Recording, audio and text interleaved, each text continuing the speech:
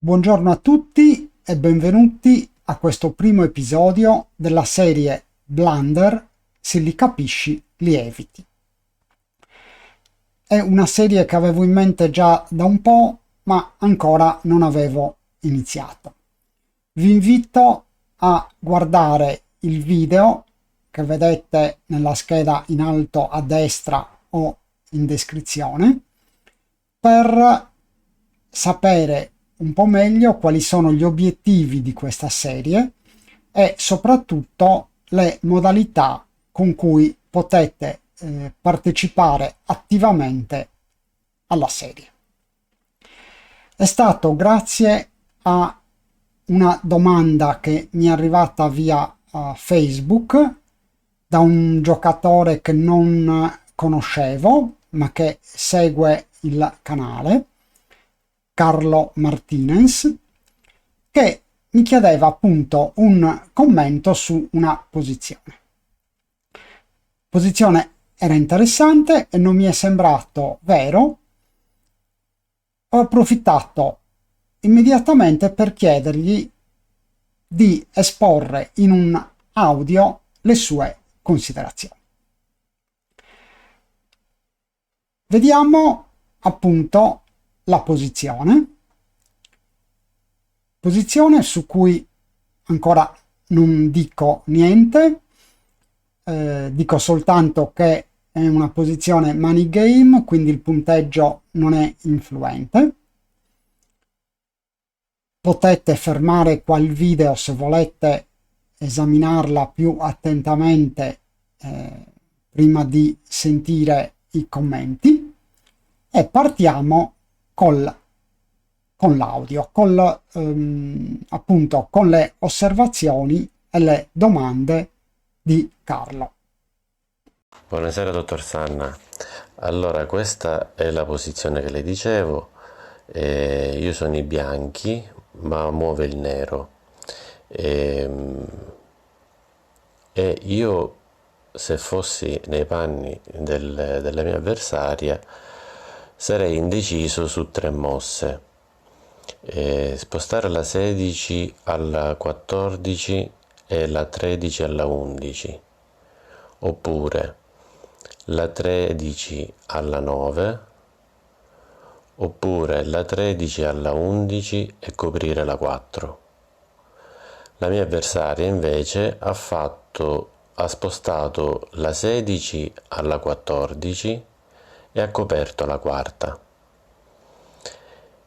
La mia domanda è giusto in questa situazione spostare l'ultima punta, cioè la 16, avvicinarla e non invece giocare per cercare di sistemare un po' meglio la casa e insomma avanzare? Io lascerei la 16 lì dove è questo, o almeno spostarla in concomitanza con la 13 sulla 11.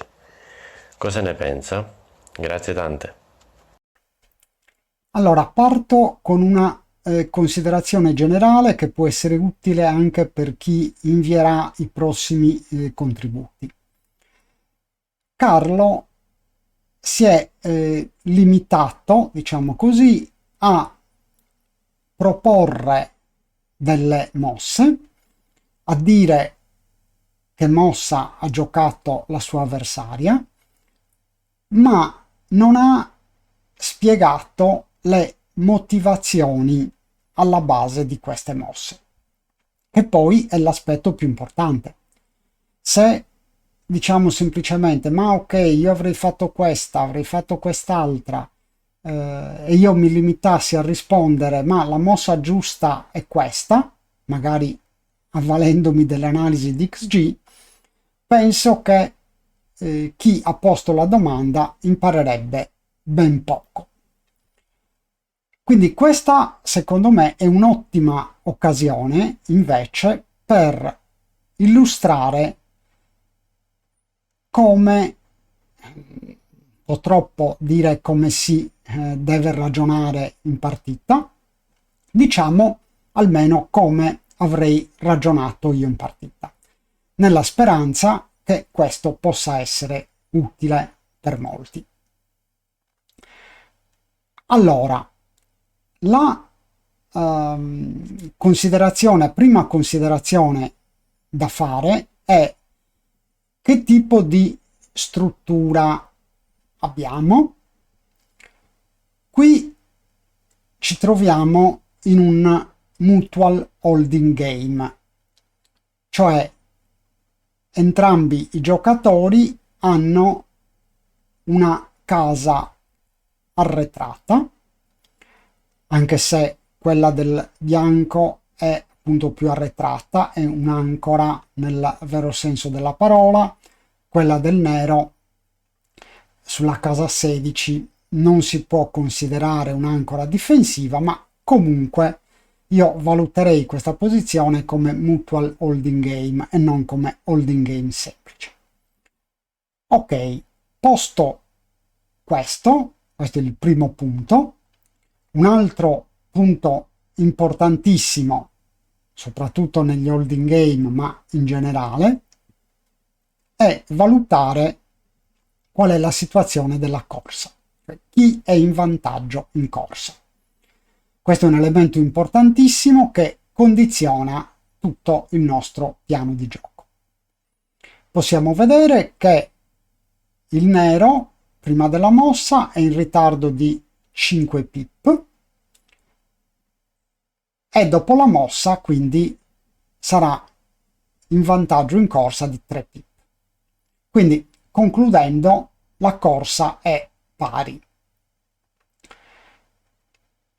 Allora, corsa pari, mutual holding game. Una cosa sicura è che in questi casi va evitato di lasciare dei blot. Un altro punto estremamente importante da considerare è il timing. Quindi in una situazione di holding game il nostro obiettivo è di portare avanti le pedine arretrate, possibilmente, ma senza scoprirci. Quindi, diciamo, aspettare un doppio alto tipicamente. Infatti si dice nei mutual holding game il giocatore che tira per primo un doppio alto vince il game. Che succede però? Che è importante, appunto proprio per questo, avere un timing sufficiente, cioè poter aspettare che questo benedetto doppio alto arrivi senza essere costretti a scoprirsi prima. In questo caso, chi è il giocatore che ha un timing migliore? Possiamo vedere che il bianco ha una struttura un po' troppo avanzata. Ha delle pedine nella sua casa 1 e nella casa 3, mentre invece il nero ha una casa interna migliore, più equilibrata. Vedete che le pedine sono sulla casa 5, che ho 4 e 3. Questo significa che ha più tempi, quindi può aspettare con maggior fiducia che arrivi il doppio o che l'avversario si scopre. Ma voi direte, ma qui il doppio è arrivato, ma si tratta di un doppio 2 che non ci porta particolarmente avanti in corsa. Quindi io a questo punto cercherei di ragionare, vedo sostanzialmente due possibilità. Una è quella di ridurre il contatto, quindi portare avanti le pedine dalla casa 16 alla casa 14 e dalla casa 13 alla casa 11, oppure quindi cercando di ridurre il contatto e di andare sulla corsa, ma non abbiamo un grosso vantaggio. L'altro invece è cercare di migliorare il timing e di portare le pedine, ad esempio, dalla casa 13 alla casa 9. Uno dei problemi collegati al timing è che in questo caso sia il bianco che il nero hanno difficoltà a portare avanti le pedine arretrate in quanto non hanno delle pedine addizionali sulle case appunto più arretrate, quindi non hanno degli spare. Il vantaggio di portare le pedine dalla casa 13 alla casa 9 è proprio quello di aumentare la flessibilità della posizione e aumentare il numero dei tiri che è possibile giocare con facilità, senza scoprirsi.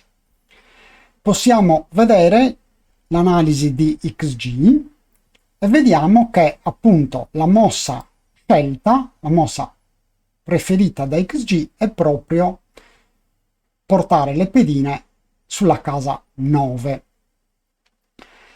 Diciamo che la differenza tra le diverse mosse è abbastanza ridotta.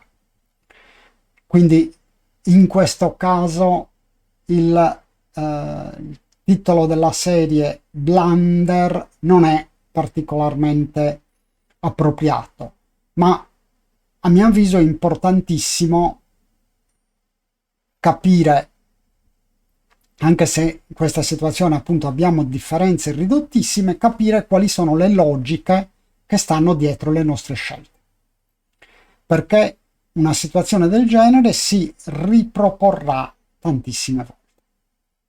Quindi, in base alle considerazioni che abbiamo fatto, il nostro piano di gioco è quello di mantenere il contatto, quindi con la nostra casa 16, e non muoviamo, mantenere il contatto sperando che l'avversario debba lasciare un blocco prima di noi. Ma non è giusto una speranza, è una speranza basata sulla posizione. Sappiamo che abbiamo più timing, abbiamo molti più tiri da giocare, per cui è assolutamente probabile che l'avversario si scopra prima di noi. Altro elemento che ci porta a questa decisione è che la nostra casa appunto è più forte di quella dell'avversario. Quindi in caso di scopertura chi rischia di più è sicuramente il nostro avversario. Mi auguro che qualcuno di voi si sia posto la domanda: ok, questo va bene in caso di corsa pari, ma se fossimo stati in vantaggio in corsa, sarebbe cambiato qualcosa? La domanda è più che lecita ed è utilissima, nel senso che non dobbiamo, quando esaminiamo una posizione, se la vogliamo capire a fondo, non dobbiamo limitarci a quella posizione, ma per capirne l'essenza dobbiamo provare a spostare un po' le pedine per capire un po' come una piccola variazione possa comportare delle differenze più o meno grosse. Allora, proviamo a spostare in avanti qualche pedina del nero, aumentando il vantaggio in corsa. Qui adesso abbiamo 6 pip di vantaggio prima del tiro. Posizione precedente avevamo 5 pip di svantaggio prima del tiro, quindi 11 pip di differenza. Vediamo che cosa ci dice XG. Lanciamo l'analisi.